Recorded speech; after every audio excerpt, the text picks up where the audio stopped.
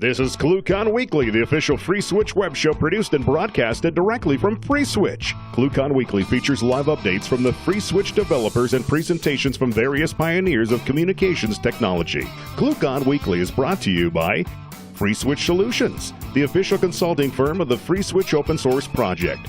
Get help from the experts. Visit freeswitch.com. ClueCon, the premier technology conference for telecom, WebRTC, IoT, and all things maker. ClueCon is held every year in Chicago, Illinois, and offers an all-day hackathon and 4 days of technology-rich presentations from developers around the world. Learn more at ClueCon.com or call 877-748-CLUE.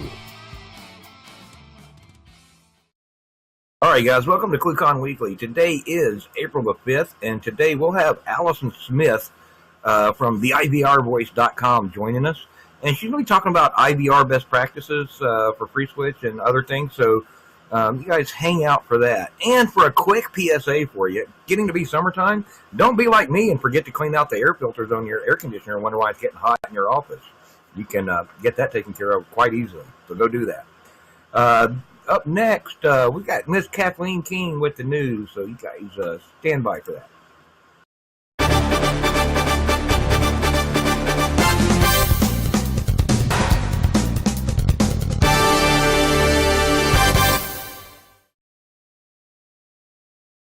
Thanks, Ken. First, we would like to thank Anchor for their ClueCon 2017 sponsorship. Join us at the conference to see what cool toys they have for you.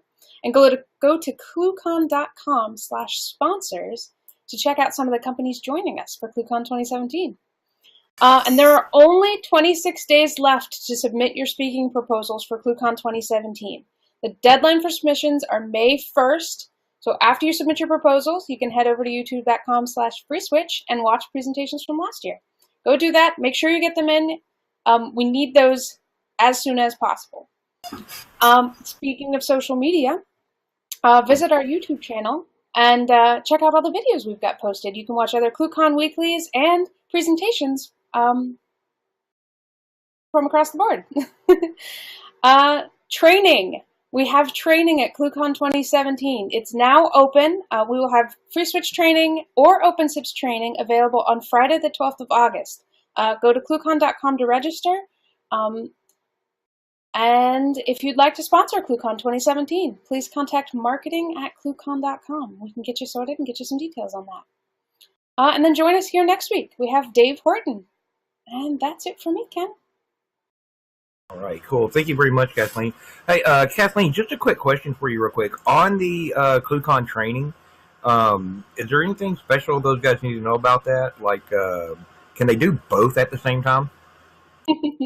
Glad you mentioned that, Ken. The trainings are running sort of consecutively, so you have to pick either or. You can go register, and there's some details about what the trainings cover. So head over. ClueCon.com. You can check that out, get a little bit more information. And if you have any questions, feel free to email us at marketing@ClueCon.com, and we will answer those for you. Cool. Thank you very much, Kathleen. So, guys, today, a lot of you guys may recognize Allison's voice. She's been around doing voiceovers. I know I met her probably about 10 years ago. And so she's done a ton of work in the voiceover market, everything from IVRs to voiceovers you may have heard in stores, to even some large name databases, and she's so prevalent in the market. Capstrol even made a text-to-speech voice of Allison, so you can mix that with your Allison sound files that you already have and get some of the pieces that you might be missing. So let's welcome her today. Hi, Allison. How are you doing? I'm doing great, Ken. How are you? Thanks for that intro. Oh, I'm doing real good. So, I know you've been doing this for a while. You've done, is there anything you haven't done in voiceover? Actually, I haven't done specifically a GPS utility, and I would love that. So if there's any Free Switch guys that want to take on that responsibility, even though I've done some text-to-speech, and there's fragments of my sounds pretty much all over everywhere. Never done specifically a GPS, and I would love to. because the woman in my car doing the GPS, she kind of drives me a little bit crazy because she'll say things like, turn left on Memorial Doctor. She doesn't have drive in the database. But I find it hard to believe. On Memorial Doctor. I love that. Yeah, crazy. Oh, man. So, I mean, but you've done more than just like IVRs too, though, right? I mean, Yes. if I remember correctly, didn't you do? I can't remember exactly which one, but I seem to recall that you've even done like in-store voiceovers for like, hey, go buy this in this department kind of thing. Yes, definitely. So that's a whole thing, is voicing in-store announcements, and I've done those for major drugstore chains, that kind of thing. Actually, I think I still have some stuff running for Rexall Drugs here in Canada. I do their IVR and I also do their in-store announcements. But even something as simple as the voice in a parking garage that says, please take your ticket. I've done stuff like that, which is kind of neat. I enjoy doing it. But for broadcast, I've also done, I was the voice of Safeway grocery stores for years, which was a pretty incredible job to have. So, but IVR seems to be my big wheelhouse and the stuff that I really, really love to do. So cool. So, what do you want to talk about with us today? Well, I kind of brought some slides because I wanted to talk about specifically a little bit of my strategy when I start voicing prompts for FreeSwitch, which hopefully will happen soon. So, it occurred to me a few years ago that my job is, of course, voicing IVR, but it goes so much deeper than that because I truly, truly care about IVR. I want it to be the best it can be.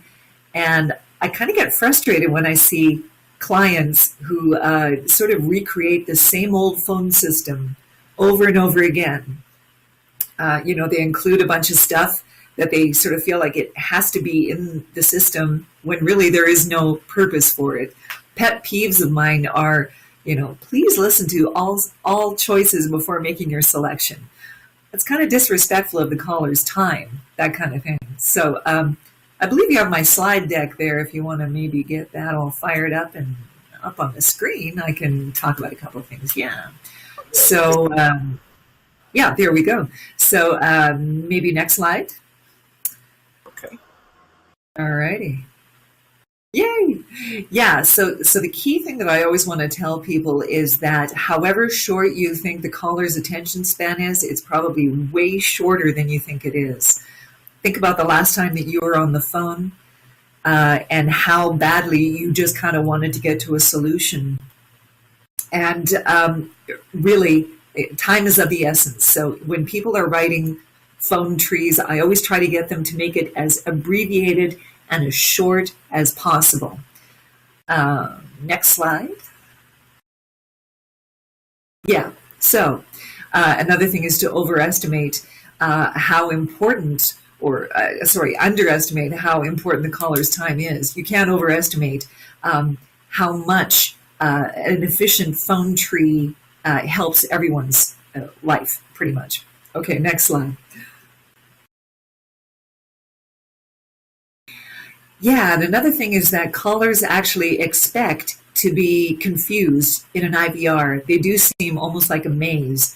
Again, think about the last time that you actually had to pick up the phone and call a company because you couldn't find a solution on their website. So I always ask clients to keep in mind that callers probably have already been to the website and that they haven't found a solution. This probably means that they're a little on the frustrated side and that they might actually be unhappy. If people design their phone trees with those points in mind, to make them as efficient as possible and make the phone tree move along as quickly. And in that would be things like, don't design too many options. I always say 5 or 6 options tops. Anything more than that is confusing. Don't force callers to drill deeply into subdirectories and sub-subdirectories, if that makes sense. Next slide, I guess. So I think people also have a fear of doing things a little bit differently, looking strange or being a little bit unusual with their IVR. I kind of encourage people to do things a little bit differently. I always mention the example when I do presentations. There was a colonoscopy clinic, believe it or not, in, I think, Minnesota, and their IVR was really, really good. It wasn't just factual and it wasn't clinical. It was actually very, very empathetic, and it was a little bit on the funny side. I might include that in my ClueCon presentation that I'll do this summer. I'll actually play the sound file because it's quite funny. So don't be afraid to do things a little bit differently. Next slide. So yeah, if you don't embrace that whole idea of maybe doing something a little bit different with your IVR, it's just the same call flow getting created again and again. So with me, hopefully voicing the core sound for FreeSwitch soon, I will be available to do customized recordings, and I will hopefully be given the opportunity to do some IVRs that stand out from the crowd and are not the same IVR created over and over again. And the next slide. So you'll find that end users and customers of FreeSwitch, are extremely excited about getting their system up and running. And why wouldn't they be? It's incredible. And it seems almost as though the voicing of their customized prompts is the very, very last thing that's on their minds. Next slide. So it creates a little bit of a dilemma, and that is who will voice it. Next slide. So unfortunately, the receptionist, who in this picture looks a little bit creeped out by you, almost always people who want a system installed will just sort of think to themselves, well, let's just get the receptionist. Let's just get the secretary to do it. She has a lovely voice, and I'm sure she does. It's not her skill set. It's not what she does day in and day out, and also she's busy doing other stuff. She might also get promoted or change jobs. So she may not be available for updates and changes to phone trees, which are a common thing, especially if you're talking about directories of staff. Staff changes all the time. People move departments, and I would say that's the aspect that I have to change on existing IVRs the most. Will she be available to do updates is the big question you need to ask. Next slide. Sometimes it's the actual guy who hired or purchased the system and hired you to install it. Sometimes it's the actual CEO that finds himself having to go into a quiet boardroom with a hastily written down script on legal paper and having to voice it directly into the phone system. So again, having a voice on hire would be a beautiful adjunct to add to your offerings as an installer of the FreeSwitch system. And the next slide. I talk to a lot of IT guys who have to do the voicing themselves. I actually make a lot of contacts on LinkedIn with telephony installers of various systems, and most of them are incredibly glad to find out who I am, because all too often it's the IT guy, the incredible hip IT guy we see here. Often it's you guys that get drafted into doing the voicing, and you're sick and tired of doing that. Again, it's not your wheelhouse, and it's my wheelhouse. This is pretty much all I do now, day in and day out. So, next slide. So, hiring me to do your customized prompts along with the core sounds, which will be coming soon. Next slide. You will be getting a recognizable branded voice, as Ken outlined on Heard on Asterisk, but lots and lots of other systems. And so I have that recognizability working for me. Next slide. It will integrate seamlessly with multiple platforms. So again, you have that prevalence of me hopefully being the same voice that's on the core sounds, that's on the customized prompts, that's on the on-hold systems, which is another aspect that I voice, and also internet videos as well. A lot of people are doing YouTube videos, and they want those to dovetail with the sound they have in their phone system. Next slide. And of course, I'm known for lightning fast turnaround, usually same day or next day, which is pretty incredible. As busy as I am, I seem to still be able to turn things around same day if I get the script before noon my time, which is not too shabby. And next slide. I have flexible competitive rates, and we will work out a special free switch flavor of rate that will be incredibly fair to all people in the community. So that's good. And the very last slide, and let's just face it, I'm a hoot. I'm great to work with. I'm really flexible. If I have done something in a sort of a mood or a feel that you weren't counting on, or perhaps we didn't have a meeting of minds as to what you were looking for, I am completely willing to redo stuff until you're happy. So that's, kind of something that I offer to my clients and extend to the free switch community. So next slide, and I think this might just be the final slide, I'm not sure. Yeah, so, just to give you some idea, these are just a little bit of a selection of private clients that I have worked for.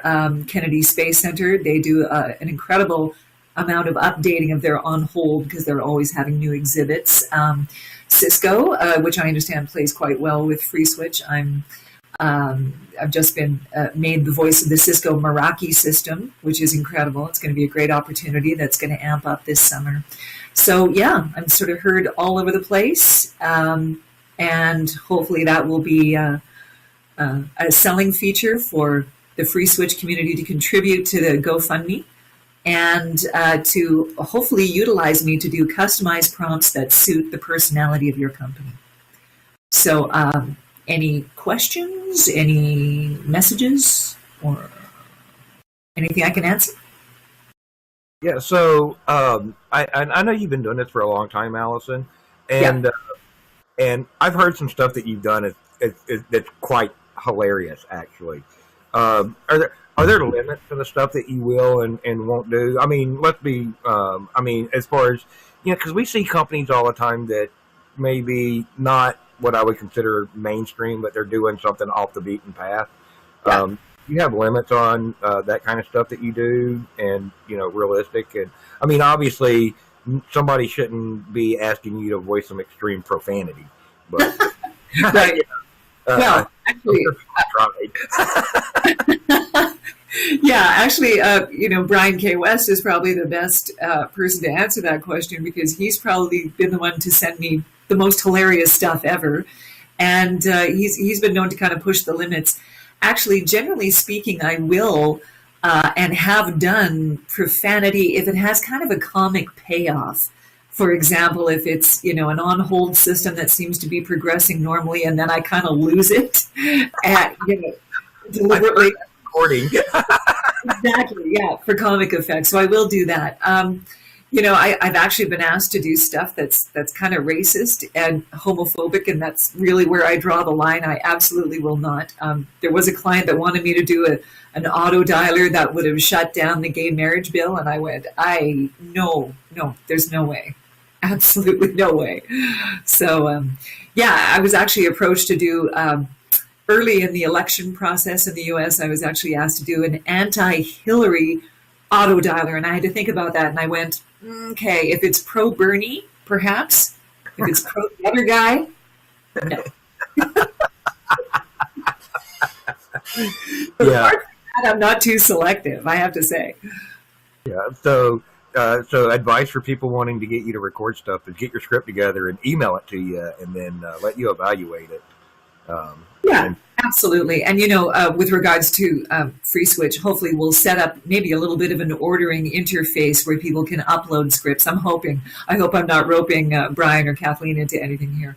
But the dream would be for people to upload prompts and perhaps have a little bit of a notes section where they can tell me what the mood and the feel that they're trying to create. And that's another huge thing, is I always try to get clients to think about that. Think about the personality of their company and what they want to do to make their IVR reflect their company, instead of just being kind of a thank you for calling, blah, blah, blah, press 1 for this, press 1 for that kind of thing. So, yeah. Yeah, those things are always kind of interesting to see what people come up with and everything. So now when people are coming up with their scripts for you, do you have any advice for them on giving you notes as far as what they want it to sound like? Any helpful hints for things like that. So don't say I want this monotone sounded like Ben Stein, but give like some cues or something. Yeah, actually, that's a great question. Typically, what I'll do when I work for a company that I've never worked for before is I will go to their website and try to get some sort of vibe as to what the personality of the company is. If they can articulate that to me, because sometimes I do guess wrong. If it's a bank, I will probably default to reading it in a very serious, very straightforward way. But it's amazing how many financial institutions want to be more friendly and more accessible. So if people were to use words like, we want it to sound friendly yet professional, that's kind of my default. I will say that the number one reason that I have to redo files is that I sound too automated, which when I do the core sounds for FreeSwitch, we're really going to work on an extremely natural conversational tone, I think. I think that's kind of what we're going to go for. So bear in mind, though, that if you're writing prompts that are for this, press that, for this, press that, it's probably going to come across as sounding a little automated. So if you're striving for a sound that's more natural, make sure you write it in that way, if that makes sense. No, that makes total sense on there. Now, is there any specific, just big glaring red flag that you say, don't do this, please, you're going to regret it later? Okay, well, aside from writing too many options, which hopefully I've preached enough about so that people don't write any more than 5 or 6 options. I'm not a fan of asking the caller to listen to the entire selection before making their choice. That's kind of irritating. Even something as simple as if you know the party that you wish to contact, please enter their extension now. I think most people know that once the IVR has started to play, you are free to enter the extension if you know it. So those would be examples of things that just sort of get put into every phone system because people think they have to be there and they don't need to be. Yeah, my biggest pet peeve, and I ran into this the other day, is not being able to get to a person. Yes, exactly. I was actually calling, I won't say their name because I've actually done work for them, but they're a small appliance manufacturer, and I was trying to get help on my pasta attachment. People probably know who it is I'm talking about.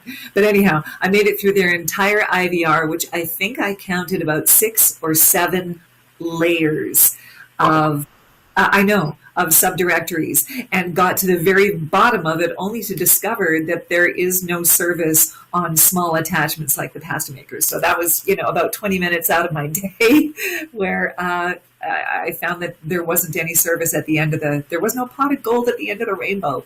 Made me crazy. Yeah,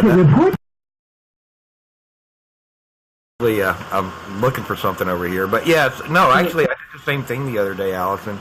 I won't say the name of the company, but I called them up. They had 2 menus deep, and the first menu was about 6 options, and it's press 7 for if you don't know if it's not here. Then you press 7, you go to another menu, it's like 8 options. And then finally it's like, well, if none of these work, press 9 to talk to an agent. It's crazy. It's almost as though they're viewing the IVR as a way of keeping the caller busy or entertained or occupied until a live agent can free themselves. So, your IVR is not a bouncer. It's not there to keep callers away from the company. And you shouldn't think of it as a babysitting service, as just sort of a holding pen for callers. You can really use your IVR as a way of engaging the caller, informing them, keeping them busy in such a way as, for example, an auto body shop can say, we're going to have someone with you in just a second, but you can do us a favor by looking for your order number or your account number, that kind of thing. Yeah. So, go back to some of the other stuff you did for a second. I got a clip here I want to play. I don't see if you remember this. Okay. To report your issue to a recording that is piped into DevNull, press 1. To hear a pre-recorded audio of one of our agents giving you a random excuse and casting blame on your equipment, press 2. To escalate your issue to our non-existent senior techs, press 3. To sit on hold for hours so you can swear into the phone as you slowly go mad, press 4. To schedule a callback for 6 months from now, when we finally realize the carrier we resell to you is totally broken, press 5. To talk to the carrier directly, please stay on the line until I stop laughing hysterically. Whoa. Ken, to answer your question, because I'm getting older, maybe, I don't remember it. And also, once I record stuff, it goes off the hard drive of my mind. It goes into dev null. Yeah, so I know. Hilarious. That's great. This is actually, if the date stamp on this is right, this is about 10 years old. Oh gosh, well, no wonder why. Yeah, no, that's fantastic. That's great. There's I know Brian was, like you mentioned earlier, Brian was playing the game to see what he could get Allison to say for a while. Well, there was one I think he had me do that was sort of based on that whole Burl Ives song of there was an old lady who swallowed a fly, something like that. Yes, and I was looking for that one. It's there was a developer who deadlocked a thread or something. Yeah. There's a bunch of that kind of vernacular in there. Yeah. Oh. You keep better archives than I do, Ken. That's hilarious. Well, it's actually I can't take credit for that, right? Because I happen to have a whole team of people over here, like Mike and Brian and Anthony and Kathleen, that are sitting behind the scenes helping me find all these things. Because one thing that we've learned over the years is when it comes to sound files, you can never have too many of them. And yes. And you could probably speak to this yourself with some of the stuff that you keep probably hiding around over there. And I know you probably re-record a lot of it. But don't you tend to find that a lot of things get reused over and over again? Like for sales, press 1. I mean, yeah. I mean, come on. How many times have you heard that in an IVR? For sales, press 1. For support, press 2. Exactly. For leave me a voicemail, press 5, and I'll never listen to it. Yeah. Well, yeah, with stuff like that are kind of like almost like concatenated stock prompts, those options will come up again and again. But what I always encourage people is to have me record everything sort of in one session. I do try to ensure that everything matches and that I keep my settings fairly consistent across the board. But whenever possible, always have me record as much as you can in that one session. And also, rather than segmenting sentences for accounting, press 4. Rather than having them in separate segments, always try to have me record it all in one string. It'll just concatenate better. Well, yeah, you're saying so that you kind of avoid that. For accounting, press 4. Yeah. Yeah. I try to keep everything all even, but every now and then there'll be some fluctuations in tone. So right, and I think the other the recording that you were talking about there was this one.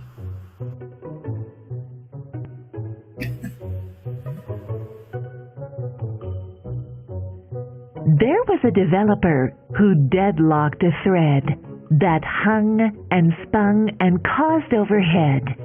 I think it's dead. He put a try in a while loop to help the thread, to avoid the deadlock that hung and spun and caused overhead. I think it's dead. He added a yield so the loops were less, because while loop was causing this CPU stress. He put in a while loop to help the thread to avoid the deadlock that hung and spun and caused overhead. I think it's dead. He blocked on a socket. We'll clip that one right there because that thing goes for about 3 or 4 minutes, and I think it sounds like you probably did it all in one take. Yeah, and Ken, the thing you have to keep in mind is that I'm really not technical. So this could have been in Swahili, and who knows? I don't know what a deadlock or a kernel. Kernel, I think of popcorn, So an interesting thing happens at Astrocon, not so much anymore, but the first couple of years, guys would come up to me and start talking about, I had a blockage in the SIP GUI interface. Blah, blah. And, I'd go, oh, wow, that sounds terrible. What did you end up doing? Well, I just reconfigured the blah, blah, blah into the blip. And, I always just respond with, well, that sounded like it worked great, so good for you. Like, I just have no idea. Nicki Minaj doesn't need to know how a microphone works. She just does her thing in front of a microphone. And, I'm the same thing. I don't really need to know, but I'm more than willing to play and do stuff like, I love doing stuff like that thing that you just played. That's hilarious. Yeah, so I know we've got some of those floating around. I know who knows how many, but yeah. So let me ask you a technical question that you do understand. Yeah. What kind of equipment do you actually use for like a mic? Do you actually have a quiet room, like a sound room, and then what software do you use for producing most of your stuff? Yeah, so people always expect a really complex answer. Like they always think that I probably use Pro Tools, which I don't, simply because there's just too many bells and whistles. If I did more broadcast and more sort of multi-track production, that would be probably what I'd use. Although I know voice talent that have their own spouses as engineers that run Pro Tools, and they don't even go near it because it is just, it's a setup for failure. So I actually use, believe it or not, WavePad from NCH Australia, which is prosumerware, and it just works, and it always works, and it's simple, and you can't mess anything up. And I think that's why I started using it years ago, and I'm such a creature of habit that I just keep using it. As for mics, there's several that I kind of swap out, but I tend to stick with this absolutely gorgeous Shure microphone that's a limited edition. It looks kind of vintage, and it was a beautiful Christmas present from my hubby. It's got a beautiful, soft, mellow tone, so I tend to default to that. But I sort of, I have an AKG, which I love. My very first microphone was a Rode Broadcaster, because they're very, very good for female higher end and sibilant S's, which we're known for. So yes, I have a little bit of a quiet booth, and it just gets patched in to the computer, and I keep it simple. I don't modify the settings at all, and that's kind of what works for me. Cool. So I'm taking from that you are your sound engineer also. Absolutely, yes. Most voiceover people, it's kind of a cottage industry, and they start doing it out of their homes, which I still do. You kind of have to learn how to do audio production, and it's trial and error, and I don't understand a lot of it. Luckily, my husband does IT for a big radio network up here in Canada, so he is a wonderful resource, although quite frankly, the last thing he wants to do after troubleshooting with, home and tech support. with all your stuff at work, the last thing he wants to do is, fix my mic. But no, he's very compliant about that. So, yeah, cool. So, yeah, I know. I'm just trying to think here because you've been really, really thorough today. Anybody listening in, if you guys have questions, unmute and ask Allison here. So Allison, like I said, and like you said, she's been, I don't know, how long have you been going to conferences that are related to VoIP, Allison? It's got to be 10 years, 12 years, something like that. Oh, yeah, easily 12 years. So the very first one would have been the first Astrocon in 2004. And that was a really trippy experience because I'm actually quite shy. And I remember having a pep talk with myself, going down to the main, reception hall, and telling myself, you have to introduce yourself to people because they're not going to know who you are. Well, Ule Johansson, who back then was organizing Astrocon, he got on the mic and he said, "Everybody, guess who's here?" And I was like mobbed. I was surrounded by guys. And it was a very surreal and wonderful thing. And since then, I've gotten to know most of the members of the VoIP and open source community. I know their children and their spouses, and it's incredible. So apart from AstroCon and FreeSwitch, which I've already been to years ago, IT Expo and Elastics World I've spoken at, and Vaughn back when there was a Vaughn. So yeah, hopefully I'll be doing more Cisco related stuff in this next year. I know there's a big one in Vegas. I probably won't make it this year, but maybe next year. So, hey, but you're coming to ClueCon, like you mentioned, this year. Absolutely. Yes. Yeah, I'll be there for sure. In fact, I wrote down submit ClueCon speech formally because I have not done that, but I'm pretty sure you'll accept my speech, hopefully.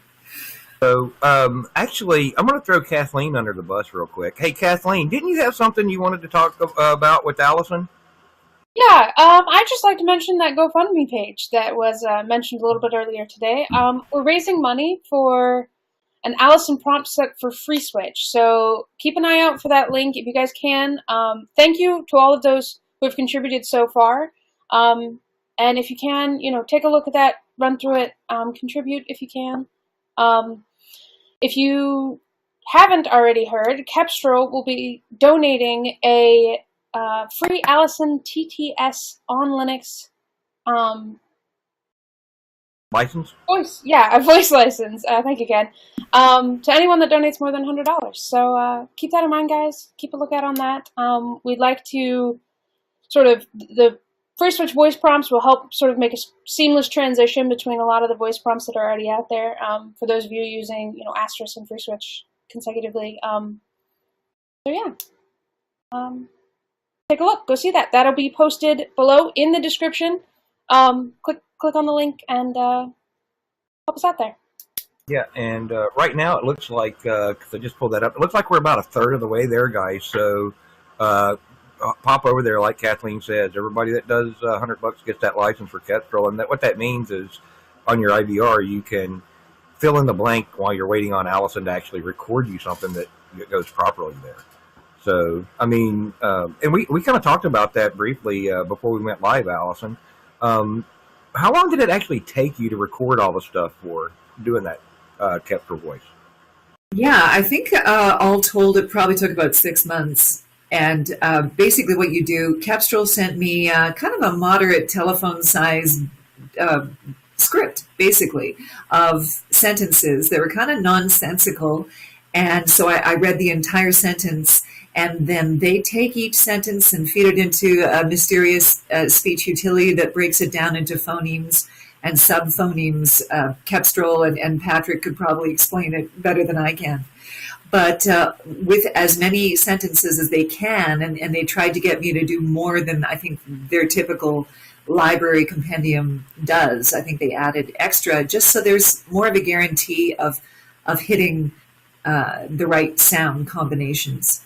Speech is fascinating, and depending on the words leading up to what you're saying, we put a different cadence on different words depending on where they are. So the more you have the talent read, the better the matches will be phonetically. So it's quite a process, and I always try to plan a bit of a vacation after I read one of those because it's labor intensive but fun.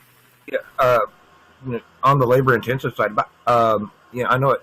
Obviously, you can't just record non-stop. I mean, it would just kill your voice. But once you added up all the time that you actually spent on it, what would you guesstimate that how many hours it took you to do that, spread over that 6 months? Well, I would say 6 months of. I think I probably devoted maybe 3 hours a day.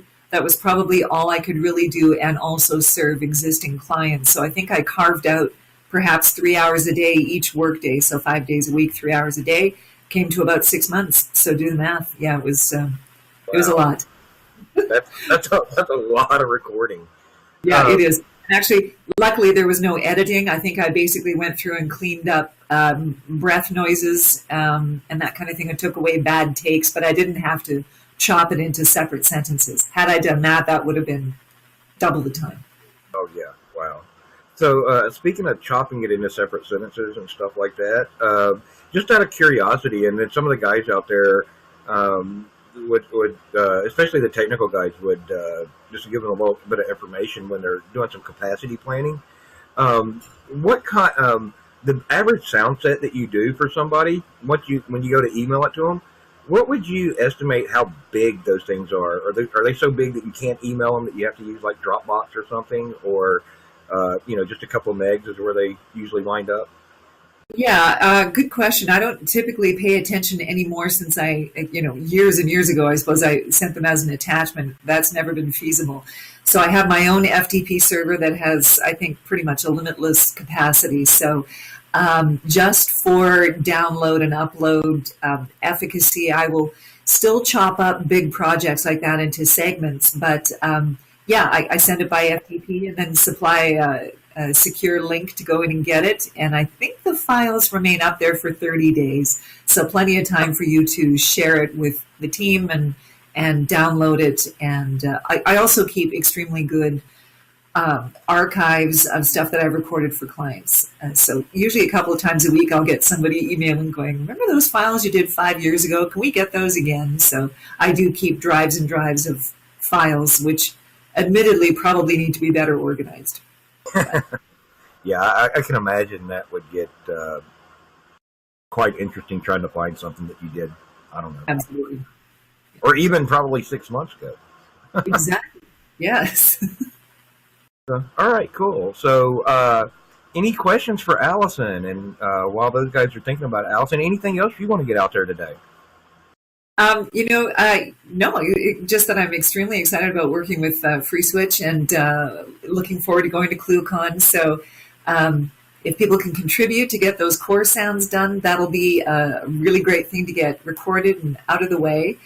And also for people to think about customization that they may need with their opening, closing greetings, on hold systems. I produce those as well. And any kind of publicity voiceovers, whether that be YouTube videos or a lot of my clients will also have a broadcast advertising campaign that they need voiced. So I'm just so thrilled to be part of the community and look forward to serving you guys in whatever capacity. Cool. Thank you very much, Allison. So there's you guys, I'm losing my mind here for a second. Anyway, go. I would encourage everybody to go check out theIVRvoice.com. That's Allison's website. We'll post that in the notes below also. Or you can email her, Allison at theIVRvoice.com. And her contact information is on her website. Go check it out. She's got all kinds of, she's got stuff there to let you know what you can do. And then just drop her an email. I've had Allison record stuff in the past. I know Brian has, and it's really easy process. And I think probably one of the easiest voiceover artists I've worked with in the past to get IVR stuff done. And so you guys go check that out. And I think we have one more question just before we end this. Allison, what is your opinion on female vocals over male? That's an interesting question because for some reason in the area of IVR, and this may be from the long grand tradition of telephone operators being female, there just seems to be a real bias with IVR and female voices, which I'm incredibly happy about, obviously. There are some men on IVRs. I think Delta Airlines has probably one of the best, and it's just a guy, and he sounds really casual, and he does a great job. For the most part, and I'm sure it's been studied, I think there's just sort of a psychological motherly component to a female voice that people favor with IVR. I have done IVRs where it's alternating myself and a male voice, which I think provides a little bit of an interesting listenability, and especially if you have language requirements that I can't handle, which are most. I can do basic Spanish, but basically English is my thing. If you need French Canadian, you can always pair me with a French Canadian guy. And for some reason, I just think that's quite listenable, having the alternating genders there, if that makes sense. What are some of the things that you look for in that differentiate a high quality recording from a lower quality one, maybe a better artist from a less good voice talent or a professional from an amateur? What's some of the jargon of your field that when you're listening to a recording, you're picking out elements that make it better or worse? Fantastic question. So it's interesting how many people who hire me provide almost like a demo file of their receptionist doing it. And they say, we want you to sound exactly like her. And what it is kind of a, thank you for calling, blah, blah, blah, da, da, da, da, da, da, da. Like they're just doing like a lay person would voice it. Many people say to me, we don't want it to sound professional. We want you to sound just like you work for the company and you've just been drafted into doing the voiceover over the phone. So sometimes polish and good diction is not necessarily prized. If I hear an IVR and I can usually spot a pro. But yeah, some people try to investigate cheaper options and going to like a lower priced bargain basement voiceover website. I'm not going to mention who they are, but you could find a voice artist for $15. What you're going to get, especially equipment wise and skill wise, is remains to be seen. I always make the analogy of pizza. I'm actually a fairly good cook and I make pretty good pizza at home. If pizza was all I did all day, every day, I'd be fantastic at it.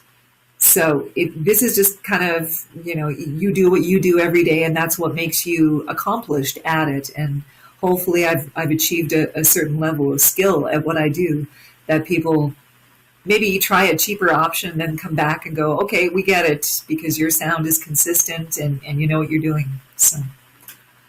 How did you get into the business, and how did you decide to get into doing it, and what was your background before getting into it, and how did you improve and start really making this your thing? Yeah, good question. Actually, Ken asked me this before we went on air. So I have a background in theater, and the goal was always to be a theater actress, and I had a relative amount of success with that, with theater and film. But then I started doing radio commercials as a way of paying the bills in between acting jobs, and it just sort of took over as my mainstay. So it's kind of accidental. And the interesting thing of having a theater background is that I use a lot of those actor instincts.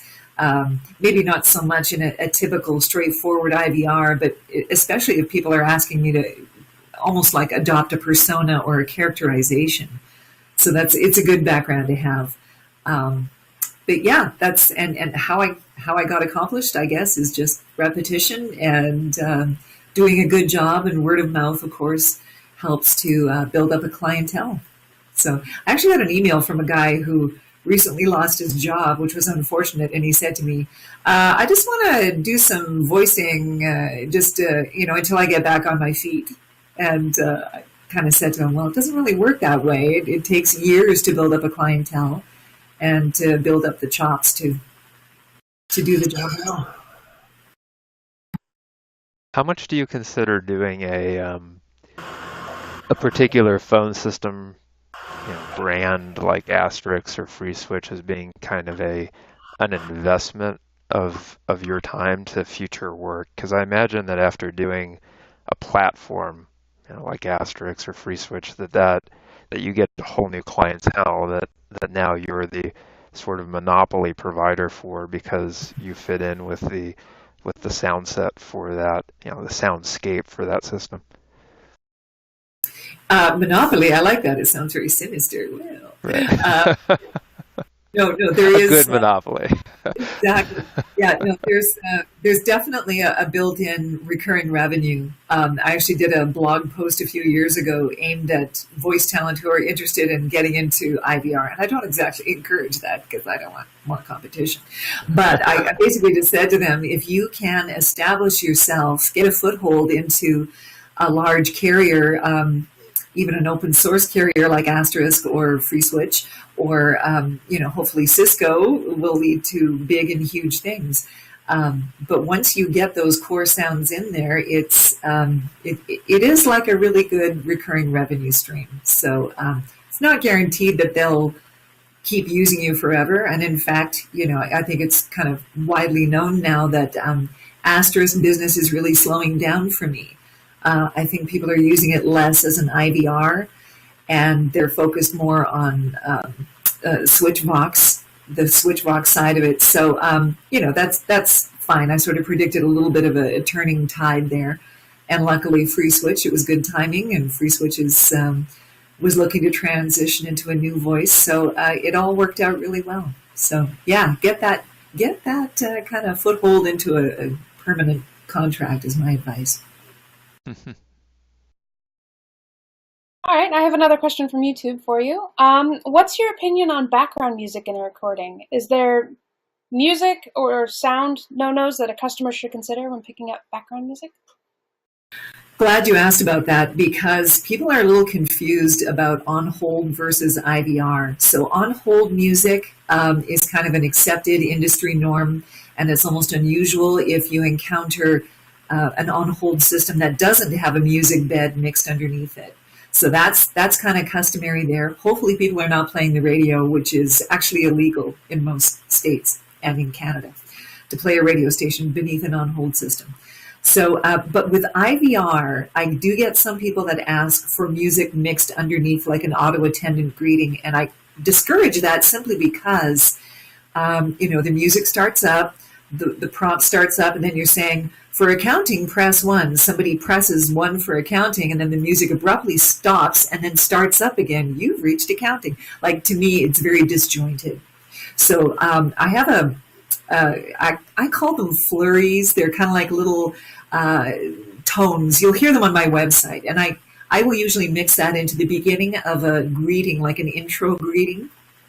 But I am not an advocate at all behind music, behind an IVR, even an auto attendant, even an opening greeting, because it's, as I say, it's disjointed when people start choosing options and the music abruptly cuts out. We could probably technically make it work where the music continues uninterrupted and the sound gets overlaid on top of it. That could be a special project. Yeah, that'd be a great thing. So cool. All right, guys. We're getting about that time, so any last questions for Allison today? And Travis, thanks for joining us and asking some great questions out of Allison. It's great to see you back around. I try and stay nearby. So. All right, guys. Well, Allison, I want to say thank you very much here for joining us today. You guys go check so much, Ken. You are interviewer extraordinaire. I try. I'm an amateur. But if you guys want good pro voice for your IVRs or for any of your other projects, go check out the IVRvoice.com, and you can get Allison to give you a quote for that. Also, don't forget, sign up for ClueCon. That will be this August. Allison will be there, so you guys want to meet her, and good chance to talk to her about your projects also at that point, and get some feedback, and it's always a good fun time. We've got a bunch of cool events planned for ClueCon, so you don't want to miss those. Be sure you're following us on Twitter, liking us on Facebook, all those other locations, and get that information out there so you can get the updates on that. Also, just a reminder, FreeSwitch 1.6.16 was released yesterday. So if you guys haven't got that yet, you can go grab that in the normal locations, including Windows MSIs for both 32 and 64-bit are available out there on files.freeswitch.org. And don't forget to follow yours and let us know where we can help you guys out at. Don't forget, join us on Friday for the free-for-all. And on Tuesdays, check the schedule. We do the bug hunt. It gives us a chance to look at your bugs and also test out the conference bridge and the latest FreeSwitch code. So help us out with that, guys. And we'll see you back here next week. You've been watching ClueCon Weekly. Tune in every Wednesday at 1 p.m. Eastern Time, or visit us online. Please follow the FreeSwitch team on Twitter and Facebook by visiting our site at freeswitch.org.